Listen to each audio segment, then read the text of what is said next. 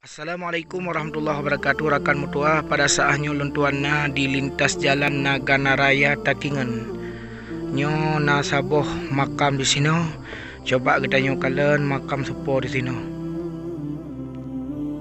Assalamualaikum warahmatullahi wabarakatuh. Saudara dunia mutua. Alhamdulillah ba'uro yang berbahagianya lentuan katruk melangkah, yaitu makam Tengku Baharudin bin Tengku Ibrahim Muda meninggal pada saat peristiwa atau tragedi insiden betung ateh Banggalang tahun 1990 betung ateh Banggalang 20 Oktober 2011 lah. Nyo luntuan kana makam beliau, makam guyan iaitu belah hunun tanyo.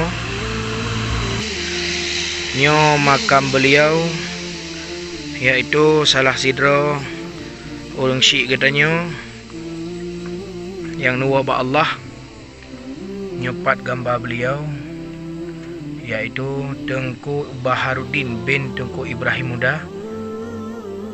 Asal beliau Senaah Ujung Raja, Kecamatan Darul Makmur, Kabupaten Nagaraya, Provinsi Aceh. Riwayat wafat: pada saat wafat Tengku Baharudin pasca pembantaian berdarah warga Betung Ateh dalam posisi sendirian mau hijrah ke ulai jalan, kemudian mobil rusak lalu berjalan dengan kaki. Setelah itu beliau istirahat di bawah pohon yang saat ini berdiri tugu. Di saat itulah beliau wafat bersama Al-Quran di dadanya serta kitab-kitab lainnya pada tahun 23 Juli 1999. Betung Ateh Banggalang, 12 April 2020.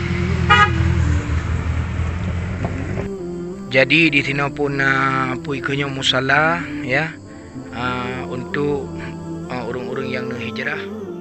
Mudah-mudahan gebila Allah beliau asal syurga Jannatul Naim. Amin ya rabbal alamin. Sekian dan terima kasih. Assalamualaikum warahmatullahi wabarakatuh.